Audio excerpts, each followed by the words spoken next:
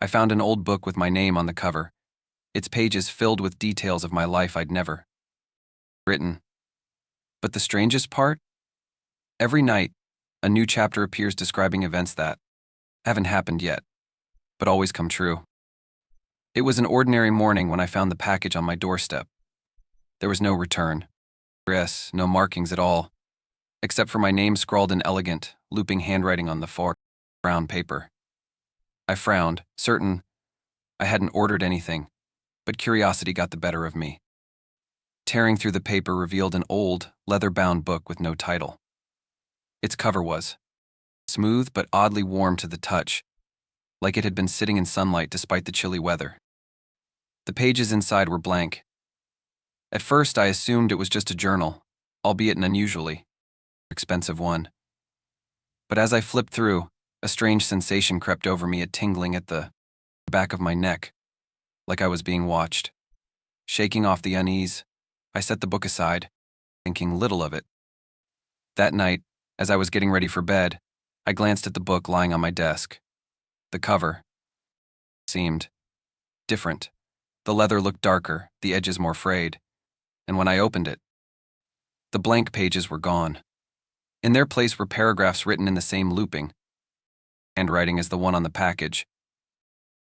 The words described my day in eerie detail: the breakfast I had eaten, the work emails I had sent, even the argument I'd had with a colleague.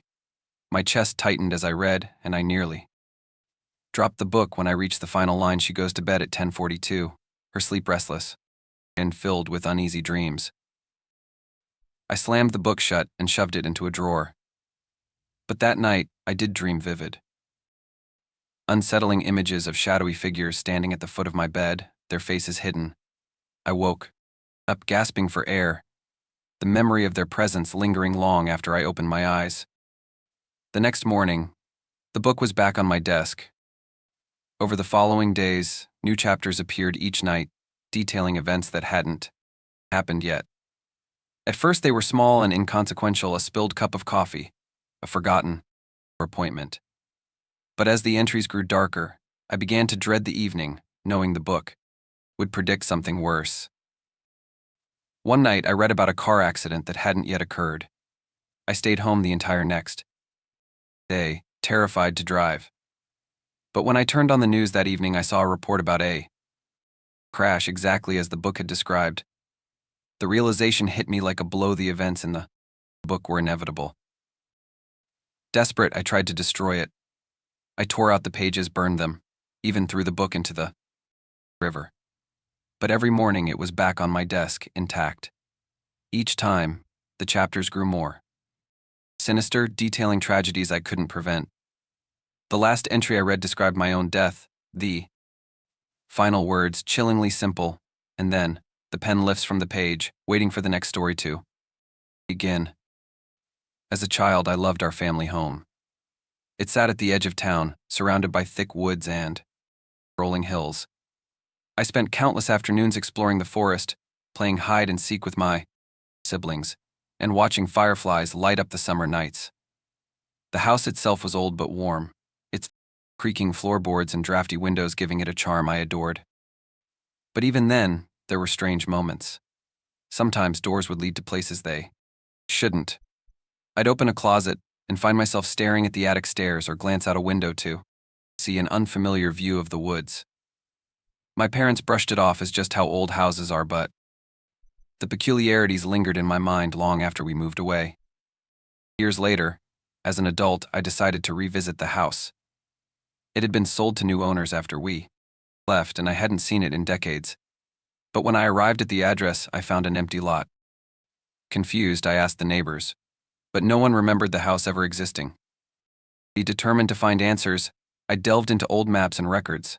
To my shock, the house had been documented in multiple locations over the years, each time described as relocated, without explanation. The more I researched, the more disturbing the patterns became. The house wasn't just moving, it was retreating. I finally found it deep in the woods, its windows dark and its once cheerful facade covered in moss and decay. Stepping inside was like stepping into a memory, but something was wrong. The air was thick, oppressive, and the familiar creaks of the floorboards sounded heavier, more deliberate. As I explored, the house seemed to shift around me. Hallways stretched endlessly, doors opened into empty voids, and rooms I had known as a child were twisted into grotesque, warped versions of themselves. It was as if the house had been feeding on time, growing more sentient, more alive. I reached the attic, where a dusty mirror stood in the center of the room. My reflection stared back. But it wasn't me, it was a child, wide-eyed and terrified. The realization hit me: the house. It had absorbed every memory, every emotion, and now it wanted more. The last thing I saw before the door slammed shut was my own shadow disappearing into the walls. When my great-aunt passed away, I inherited her old estate. Among the dusty antiques and faded heirlooms was a large, ornate portrait that hung in the dining room. It depicted a man and a woman, my great-great-grandparents. I was told, sitting stiffly in Victorian attire, their expressions severe. From the moment I moved in, the portrait unnerved me. The eyes seemed too lifelike, too aware, following me no matter where I stood. I convinced myself it was just the skill of the artist, but the feeling of being watched never left. Over the weeks, the changes began. The man's lips curled into a faint smirk, and the woman's gaze shifted slightly downward, as though watching my every move. I tried to ignore it, but soon I began seeing them in other places, in the reflection of windows, in the darkened corners of rooms. Each time they were closer, their expressions more pronounced. One night I woke to find the portrait on the floor, face down. When I lifted it, my own face had appeared faintly in the background, staring out with wide, terrified eyes. I tried to get rid of the painting, but no matter where I moved it, it always found its way back to the wall. The final straw came when I found the figures missing entirely from the frame. Their absence should have been a relief, but it wasn't. The house felt empty, yet I wasn't alone. I caught glimpses of them in the shadows, their whispers echoing in the stillness. The story ends with me staring into the mirror, seeing the figure standing behind me, their hands reaching out as my own reflection begins to fade. It appeared overnight, standing where a blank wall had always been. The door was unremarkable plain wood with a simple brass handle, but something about it felt wrong. I tried opening it, but it wouldn't budge. When I called the landlord, he laughed. "There's no door there," he said. "'Kay." The first time it opened was at 3 a.m. I woke to the sound of creaking hinges, my heart pounding as I crept toward it. Beyond the doorway was a void, an endless, shifting landscape of shadows and faint whispers. Objects thrown inside vanished without a trace, and when I reached out, the air beyond was ice cold. Each night, the door opened wider, revealing glimpses of horrific scenes, a desolate wasteland, a figure standing motionless in the distance, bloodstains spreading across the floor. The void began seeping into my world, consuming rooms, erasing furniture, even taking loved ones. The story ends with me stepping into the void, the whispers calling my name as the door slams shut behind me. It started as a faint noise, just a soft tapping on the window late one night. I dismissed it as the wind, or maybe a stray branch brushing against the glass. My house was surrounded by trees, and such sounds were common. But the next night, the tapping came again, louder this time. It was rhythmic, deliberate, like someone was knocking. I pulled the curtain aside, expecting to see nothing. Instead, I froze, standing outside, bathed in the pale glow of the moon, was a figure. It was tall and gaunt, its body unnaturally thin, with long limbs that didn't seem entirely human. Its head tilted upward, but its face was obscured in shadow.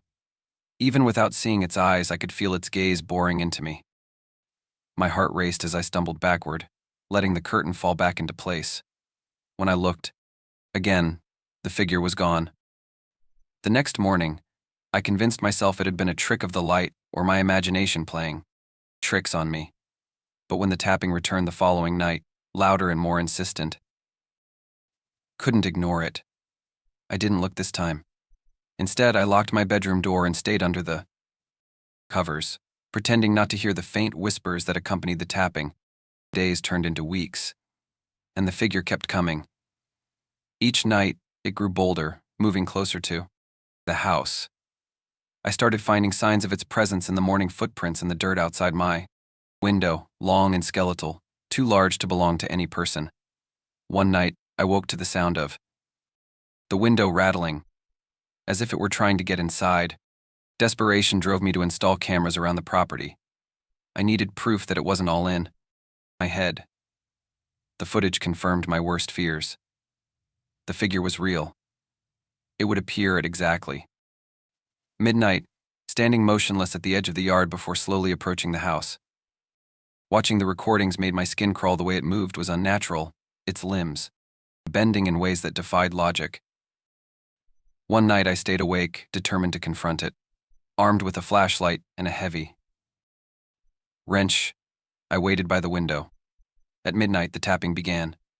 My hands trembled as I threw the curtains open. The figure stood inches from the glass, its face now visible.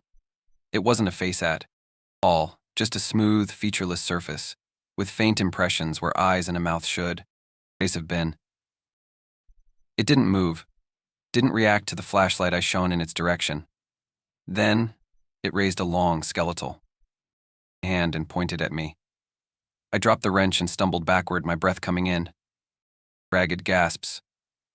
When I looked again, it was gone. The next morning, I found a message scratched into the window pane, "Let me in."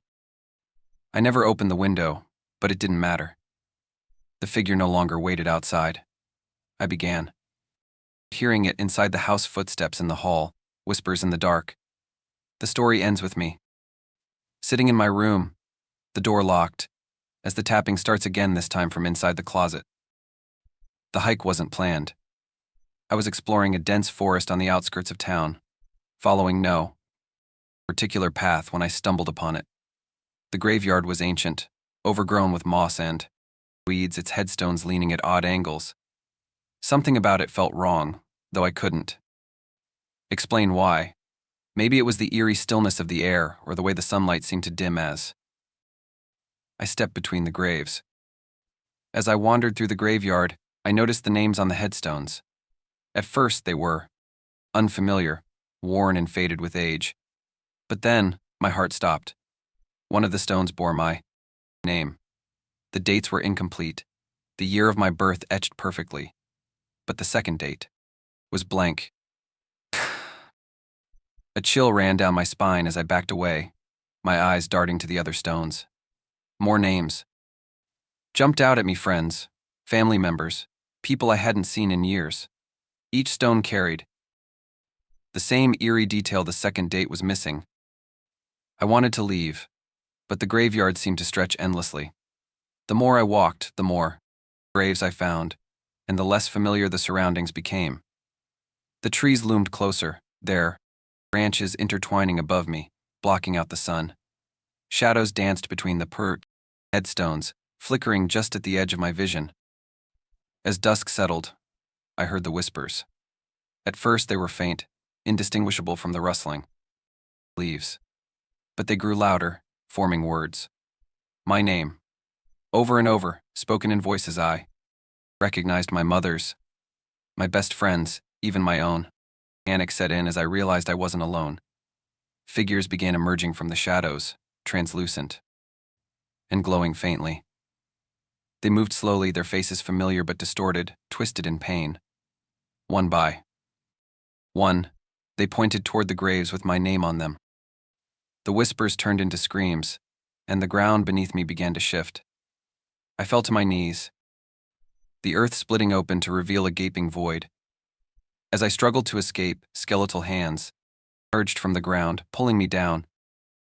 The story ends with the protagonist disappearing into the grave, their name etched permanently on the headstone. The first time I noticed it, I thought it was a trick of the light. I was brushing my teeth, staring into the bathroom mirror, when my reflection didn't move with me. It lingered, its head tilted slightly, its gaze meeting mine in a way that sent a chill down my spine. I blinked, and everything was normal again. I laughed nervously, brushing it off as my imagination. But over the next few days, the discrepancies became harder to ignore. My reflection started. Moving a second too late, its expressions not quite matching my own. At night, I'd catch glimpses of it in the darkened glass of the living room window, standing completely still even. When I turned away, then came the smile. It happened one evening as I was washing dishes. I looked up, and my reflection was smiling at me, an unsettling, wide grin that stretched too far. I wasn't smiling. My hands trembled as I stepped back, but the reflection remained frozen in place, its grin fading into a blank stare. I covered every mirror in the house, but the reflection didn't stay confined. It appeared in other surfaces, windows, shiny countertops, even the screen of my phone. Friends began avoiding me, saying I'd acted strangely when I wasn't even around. My reflection wasn't just mimicking me anymore, it was living its own life. One night I woke to find it standing at the foot of my bed. It wasn't in the mirror this time. It was there, in my room, its form translucent and shimmering faintly in the moonlight. It leaned down, its voice a distorted echo of my own. "Let me out," it whispered. The story ends with the reflection stepping into the real world, leaving the protagonist trapped behind the glass, watching helplessly as it takes over their life. Lay on a dusty shelf among old trinkets and forgotten relics. Its design was beautiful, intricate and antique piece with brass hands and Roman numerals. But instead of telling the time, the clock displayed a countdown. I thought it was broken, a decorative quirk, and bought it, out of curiosity.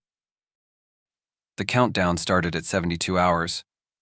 I didn't think much of it at first, but strange things began happening as the numbers ticked down. Shadows lingered in the corners of rooms, and faint whispers drifted through the air. On the second day, I noticed the clock's hands glowing faintly in the dark, their light pulsing like a heartbeat. By the final day, the world around me began to distort. Objects moved when I wasn't looking. And my reflection in the mirror showed a version of me that looked older, more hollow. The clock's ticking grew louder, echoing in my head, and I realized it wasn't counting down time, it was counting down me. The story ends with the clock striking 0, the ticking stopping abruptly as the protagonist's world fades to black. Each section builds suspense and immerses the reader in a creeping sense of dread, perfect for unsettling, memorable horror stories. Let me know if you'd like further expansion or tweaks. The forest had always been a place of wonder and peace for me. As a child, I would spend hours exploring its trails, imagining magical creatures hiding among the trees. But as I grew older, the forest became just another part of the background, a familiar yet unremarkable presence in my hometown. That all changed the day I heard the whispers. It started innocuously enough. I was hiking along one of the lesser-known trails, enjoying the crisp autumn air and the golden hues of the leaves. The path was quiet, save for the crunch of my boots on the dried leaves.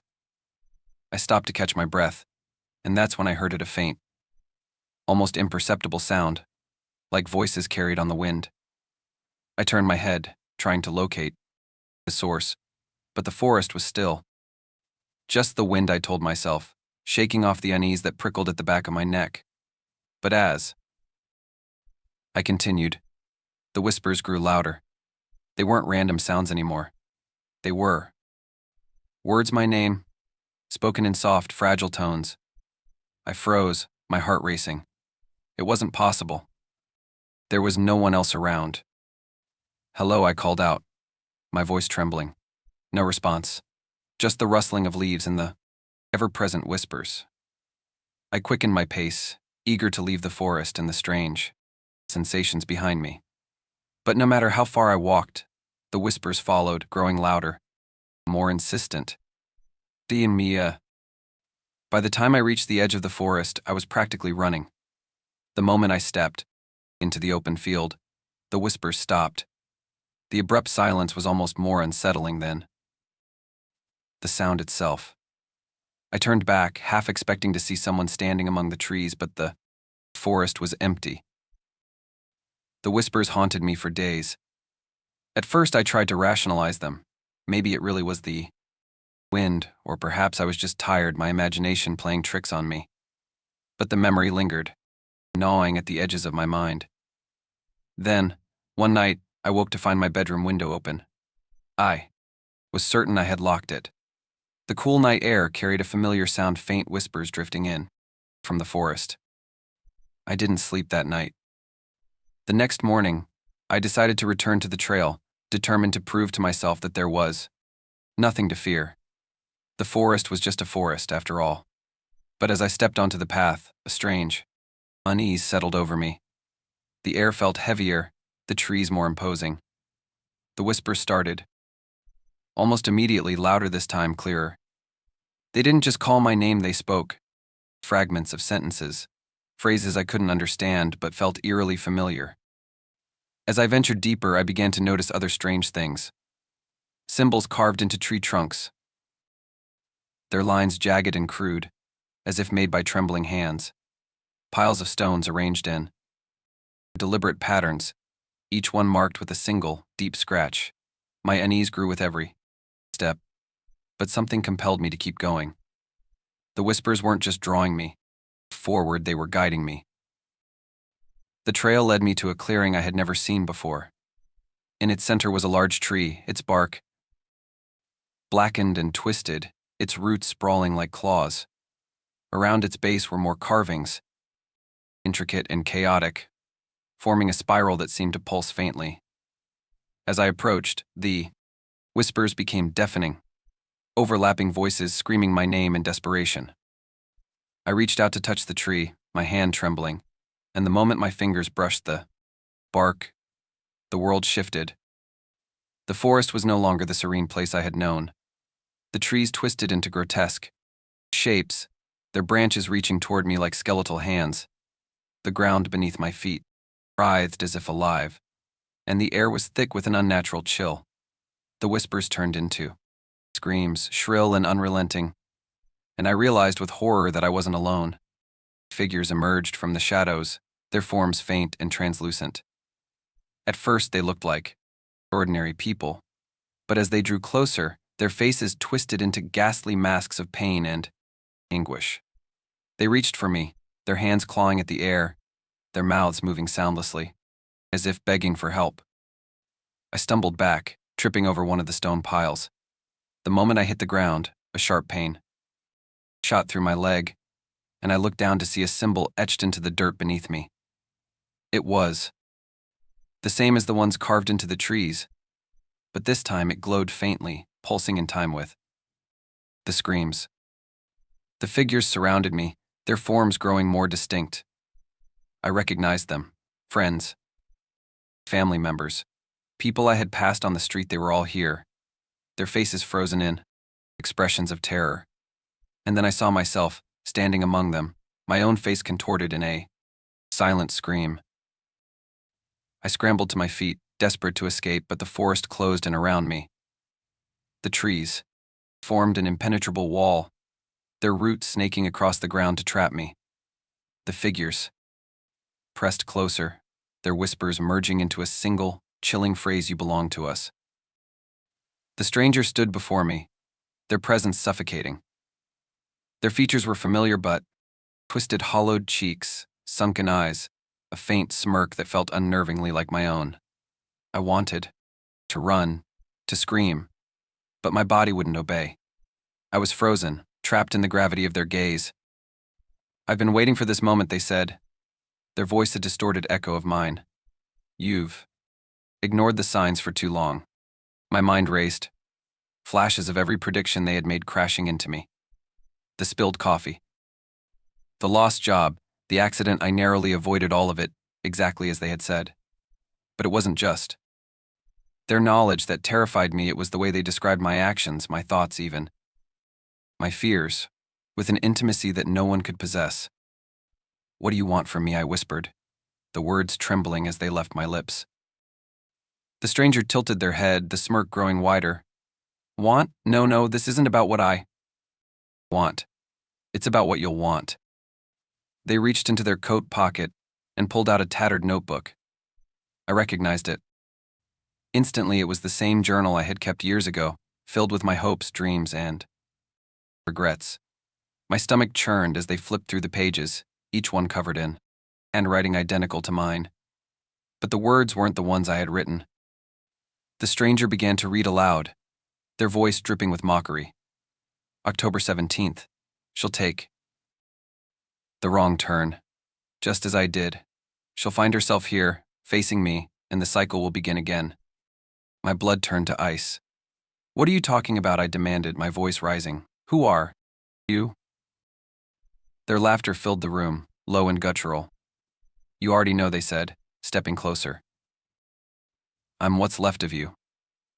The choices you regret, the mistakes you couldn't fix, the parts of yourself you buried. And now I'm here to finish what you started. I stumbled back, my legs hitting the edge of the desk. The room felt smaller, the air heavier. You're lying, I said, my voice cracking. This isn't possible.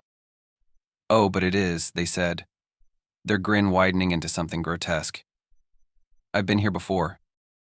I've stood where you are. And soon you'll stand where I am. They leaned closer, their breath cold against my face. You can't escape this. It's written, and you're already too far down the path. The only question left is how will you end it? I couldn't breathe. The walls seemed to close in around me, and the stranger's voice echoed in my mind. You can try to fight it, they said, their tone almost pitiful. But every choice you make brings you closer to me. You'll rewrite the same story, make the same mistakes, until you become what you fear most. I tried to shout, to push them away, but my voice was gone. My vision blurred, and when I looked up, the stranger was gone. In their place was the notebook, lying open on the desk. The pages were blank, except for one line scrawled in the center. You are the author now. I burned the notebook that night, watching the pages curl and blacken in the flames. But it didn't matter. When I woke the next morning, the notebook was back, lying on my pillow, its cover worn and familiar.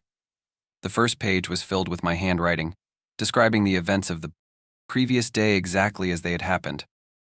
The stranger was gone, but their voice lingered, whispering in the corners of my mind. Every choice I made, every step I took, felt like it had already been decided. The notebook filled itself with my actions before I even realized I'd taken them, and I began to see glimpses of the stranger in the mirror, their hollow eyes staring back at me. I know now there's no escape. The stranger wasn't lying. They weren't someone else, they were me, trapped in a cycle that I can't break. And one day I'll stand where they stood, waiting for the next version of myself to arrive. If you ever meet someone who seems to know too much about your life, think twice before you ask them who they are. They might just be showing you a future you can't escape. What if the decisions you make today are already written in a story you didn't author? Are you sure you're the one in control, or is someone or something else pulling the strings?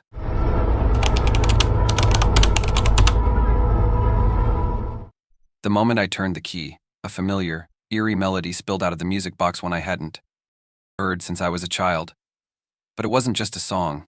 It was the sound that haunted my nightmares, the one I swore I'd never hear again. And now, it's playing by itself, and calling, something I can't see. It was a day like any other, the kind where routine blurred into monotony. I came home from work, exhausted, ready to collapse into bed, when I noticed a package sitting on my porch. No return address. No sender's name. Just my own name scribbled in shaky handwriting on the phone label. Curiosity won over caution, and I brought it inside. The box was small but heavier than it looked, its weight somehow foreboding. As I tore away the brown paper wrapping, I uncovered an object that felt like it shouldn't exist in this century, a delicate, ornately carved music box. The intricate patterns etched into its surface were mesmerizing, but something about them tugged at a memory buried deep in my mind. The key was still in the box, its metal tarnished and cold to the touch. For a moment, I hesitated. Something in the back of my mind screamed not to wind it, but the irrational urge to hear its tune overtook me. Slowly, I turned the key, the mechanism clicking softly. The first few notes were enough to freeze me in place. The melody wasn't just familiar, it was the haunting lullaby from my childhood nightmares, the one that played in my head as I woke up, drenched in sweat, crying for my parents.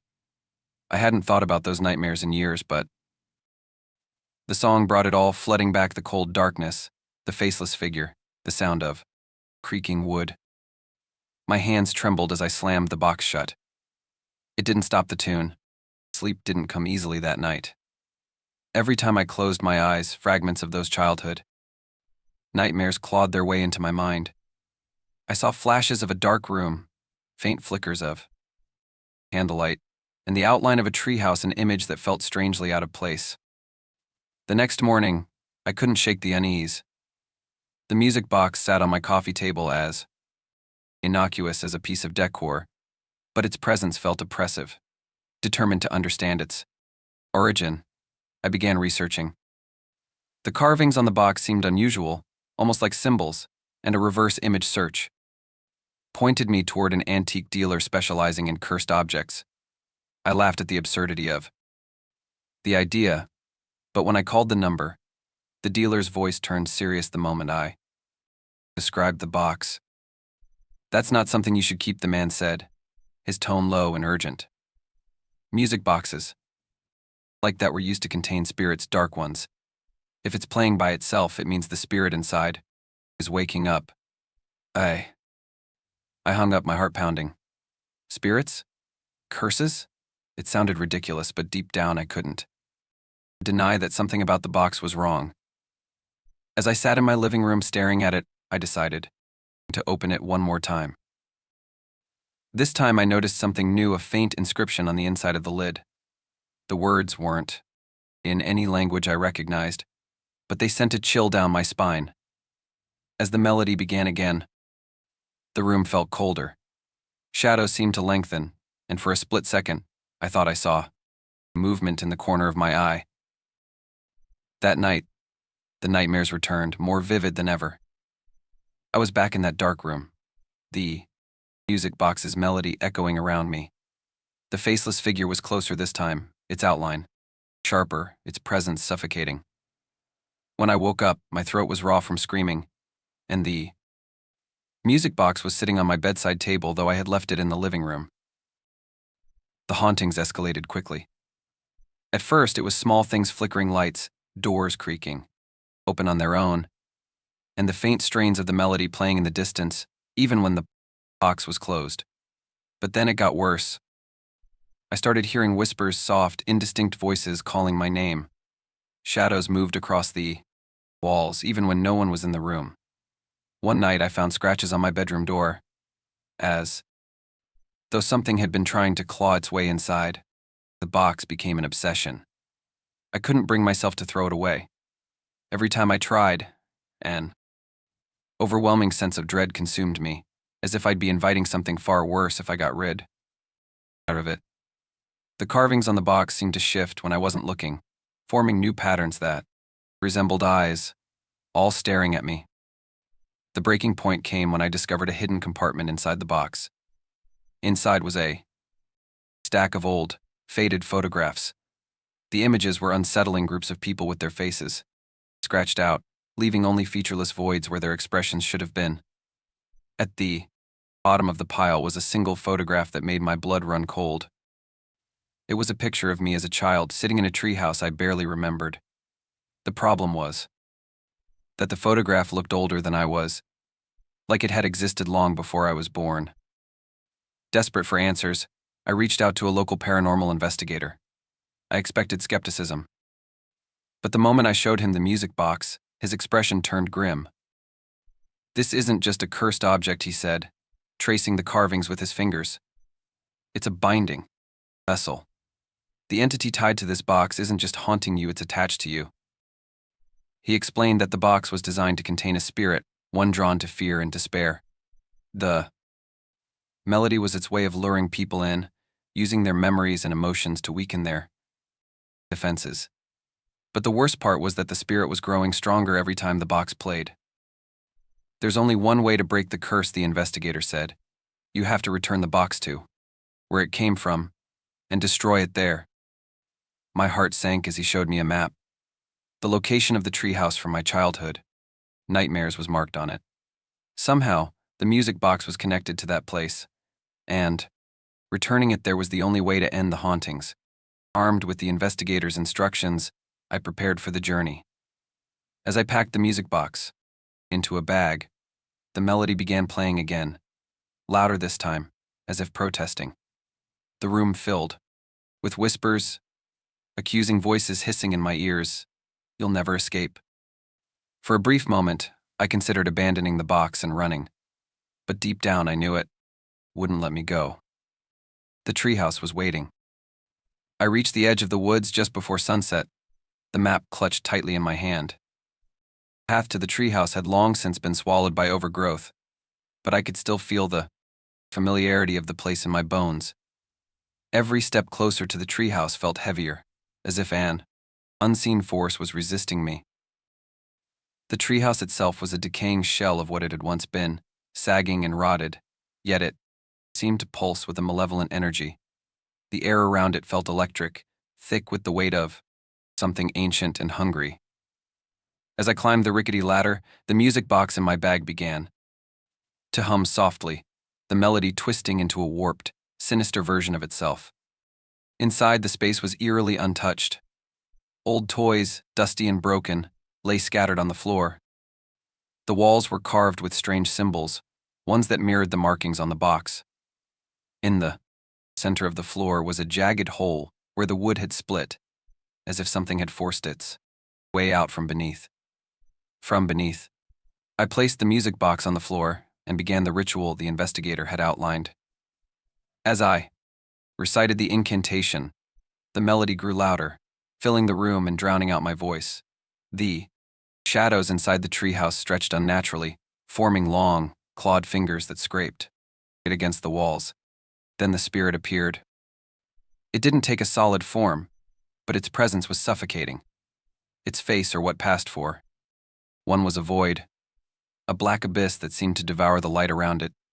It whispered my name, the sound filling my head like a swarm of insects, promising pain, despair, and an eternity of torment.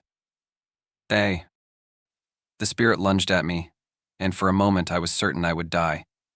But as it reached for me, the music box began to glow, its carvings radiating a fierce, golden light. The entity shrieked, retreating as the light grew brighter. I screamed the last lines of the incantation and smashed the music box into the jagged hole in the floor. The explosion of light and sound was deafening. The spirit's screams echoed through the woods as it was dragged into the void beneath the treehouse. And then, silence. For a moment, I thought it was over. The air in the treehouse felt lighter, the oppressive weight of the spirit's presence gone. But as I climbed down from the treehouse, I noticed something odd. The woods were too quiet, no rustling leaves, no chirping crickets, just an unnatural stillness. When I reached my car, I found the windows fogged up from the inside, as if someone or something had been breathing heavily while waiting for me. My hands trembled as I started the engine and drove away, refusing to look in the rearview mirror. For the next few days, life seemed to return to normal. The music box was gone, and so were the nightmares. I slept soundly for the first time in weeks, convinced that I had finally escaped.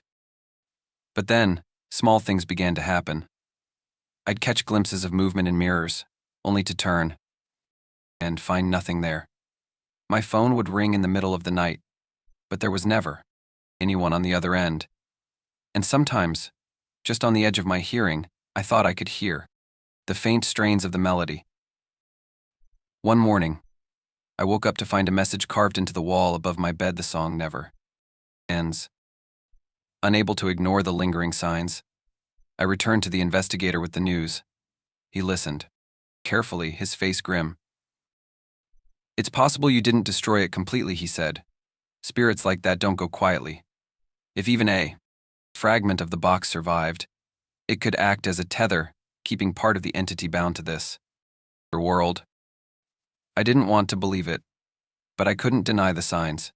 Desperate for answers, I decided to return to the treehouse. This time, I brought tools to dig deeper beneath the floorboards, convinced that something was still hiding there. When I arrived, the treehouse seemed different. The decay had spread further, the wood, blackened and crumbling, as if the place itself was rotting from within. The air was colder than before, carrying a faint hum of the melody. Under the floorboards, I found more symbols carved into the wood, but this time they were accompanied by something else, an old, torn journal. Its pages were yellowed and brittle, but the words were clear enough to send a chill down my spine. The journal belonged to someone who had tried to perform the same ritual decades ago. They described the music box as a gatekeeper, a vessel for binding the spirit to this world. But their ritual had failed, and they paid the price. The spirit had claimed their soul, and the box had been passed on to its next victim. The more I read, the more I realized how twisted the spirit's influence had become. It didn't just haunt its victims, it manipulated their memories, turning their happiest moments into nightmares. The journal mentioned a treehouse, just like mine, and a melody that always seemed to grow louder before the final attack. That night, the nightmares returned with a vengeance. I was back in the treehouse, but this time, I wasn't alone. Figures from my past surrounded me, family, friends, people I hadn't thought about in years. Their faces were pale and blank, their mouths stretched into unnatural grins as they sang the melody in unison. The spirit's voice cut through the chorus like a blade. "You thought you could destroy me? You're mine." I woke up in a cold sweat, the melody still ringing in my ears. When I looked at the clock, it had stopped at midnight, the hands frozen as if time itself had been interrupted. The journal had hinted at one final piece of the puzzle, a ritual that could sever the spirit's connection once and for all. It required not just destroying the music box, but also confronting the spirit directly in its realm. The gatekeeper wasn't just a vessel, it was a doorway, and I had to close it from the other side. Returning to the treehouse one last time, I felt the weight of inevitability. The melody grew louder. With each step, the spirit's presence stronger than ever. This time, the treehouse felt alive, its walls pulsing like a beating heart. As I began the ritual, the spirit emerged in full force, its form shifting and twisting, growing larger and more menacing. It didn't attack immediately. Instead, it circled me, whispering promises of torment and despair. "Your soul will be mine," it hissed. With trembling hands, I lit the final candle and recited the last lines of the incantation. The spirit lunged at me, its claws grazing my arm, but I held my ground. The music box, glowing with an unholy light, began to crack. The spirit screamed, its form collapsing in on itself as the music box shattered into fragments. A blinding light engulfed the treehouse, and then silence. When I opened my eyes, the treehouse was gone, reduced to ash. The melody was gone too. But as I left the woods, I couldn't shake the feeling that the spirit wasn't truly gone, that somewhere in some form it was still watching, waiting for another chance. As the final words of the incantation left my lips, the treehouse trembled violently, its rotting wood groaning like the death throes of something alive. The air grew impossibly cold, each breath stabbing my lungs like shards of ice. Shadows coiled tighter around me, their whispers growing louder, more insistent, until they merged into a deafening scream. Then it appeared. The entity erupted from the floor, an amorphous nightmare of shifting blackness and twisting limbs. Its form flickered like a glitch in reality, one moment a towering figure with hollow, staring eyes, the next, a writhing mass of tendrils reaching for me. Faces emerged from its body, mouths stretched wide in eternal screams, their eyes blank yet accusing. Each face was familiar, pulled from my darkest memories, a grotesque mockery of everyone I had ever loved or feared. The spirit loomed closer, the music box in its grasp, its melody twisting into a discordant wail. "You think this ends here?" it hissed, its voice layered with countless others, each one dripping with malice. The song has no end. Neither do I. I raised the knife, my hands trembling. The ritual demanded my blood to bind the entity and sever its connection to this world. But as the blade hovered over my palm, the spirits' whispers shifted, softening into something almost seductive. Leave it murmured. Walk away. Live your life. Let someone else carry the burden. The shadows closed in tighter, cold tendrils brushing against my skin, as if coaxing me to drop in the knife. My mind screamed at me to run, but deep inside, I knew there was no escape. This wasn't just about me anymore. If I failed, the box would find another victim, and the cycle would begin again. With a guttural cry, I slashed my palm, letting the blood drip onto the glowing symbols carved into the floor. The entity recoiled, its form splintering as the light from the markings grew brighter. The music box in its hands began to crack, its melody slowing, warping into a distorted hum. The spirit screamed, a sound that pierced the fabric of the world itself. The light intensified, blinding me as the floor beneath the treehouse split open, revealing a gaping void. Shadows swirled into the chasm, pulled by an unseen force, the entity's form unraveling as it was dragged into the abyss. For a moment, silence reigned. I collapsed to my knees, gasping for air, the knife slipping from my bloodied hand. The treehouse was falling apart around me, the walls groaning and splintering as the ritual consumed its power source. I stumbled out, barely making it to the ground before the structure collapsed in on itself, reduced to nothing but ash and splinters. I thought it was over. Back at home, the quiet was unnerving. The oppressive weight of the entity's presence was gone, but something still felt wrong. I cleaned the blood from my hands and sat on the edge of my bed, exhaustion pulling at my body. But as I turned off the light, a sound stopped me cold. A faint hum. The melody. No, I whispered, my voice trembling. It's gone. It's over. But the hum grew louder, more insistent. My heart raced as I looked around the room. The shadows suddenly feeling too deep, too alive. On my bedside table, something caught my eye, a small, jagged fragment of wood, blackened at the edges. The fragment was all that remained of the music box. Before I could react, the shadows in the room shifted. A voice whispered from the darkness, soft and mocking, "Did you really think you could destroy me?" The song never ends. The melody swelled, filling the room, and the shadows surged toward me. I screamed as the void opened once more. I don't know if I escaped. I don't know if I'm alive or if I'm just another part of the entity now, trapped in its endless melody. But if you're reading this, there's something you need to know. The music box isn't gone. Maybe it's in a pawn shop. Maybe it's in an attic. Maybe it's already on its way to you. If you hear the melody, no matter how faint, don't ignore it. Don't open the box, and whatever you do, don't play the song. If you dare, share this story. But remember, every retelling brings the melody closer. You've already heard it in these words. Do you hear it now? Are you sure you're alone right now? Or is something already watching, waiting in the dark?